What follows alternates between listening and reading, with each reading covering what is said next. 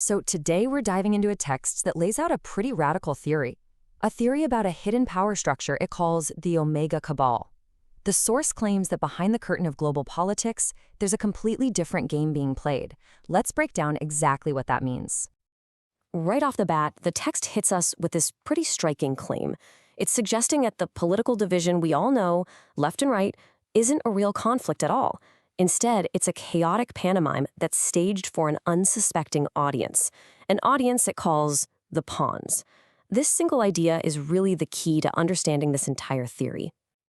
So, the first big idea this text wants us to grapple with is that our whole understanding of politics might be fundamentally wrong.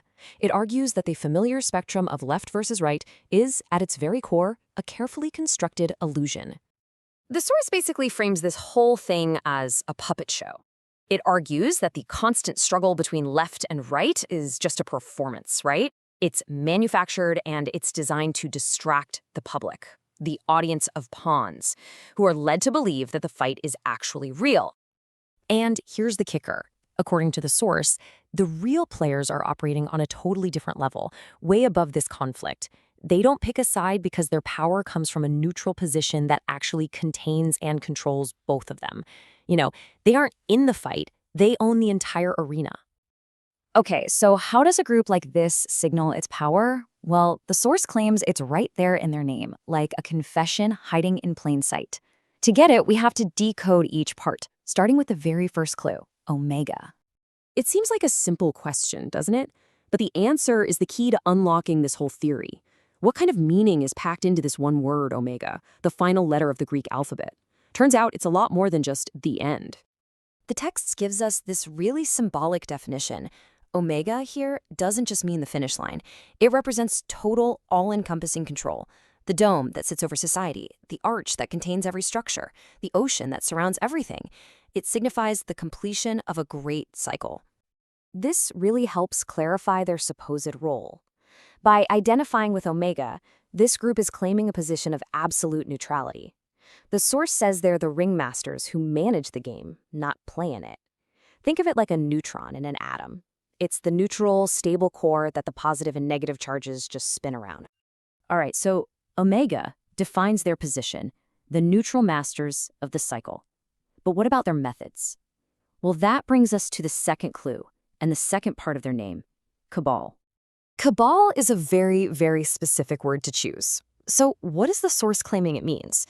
According to the text, its power lies in a very deliberate double meaning. So the first meaning is pretty straightforward. A cabal, as we know, is just a secret society of players. But the source argues there's a much deeper layer here. The spelling, K-A-B-A-L, is a direct nod to the Kabbalah, which is ancient esoteric lore. This implies they're not just masters of political secrets, but of cosmic ones too.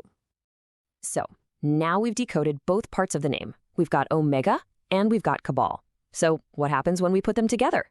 Well, according to the source, the combination reveals more than just an identity. It's a complete confession of their purpose.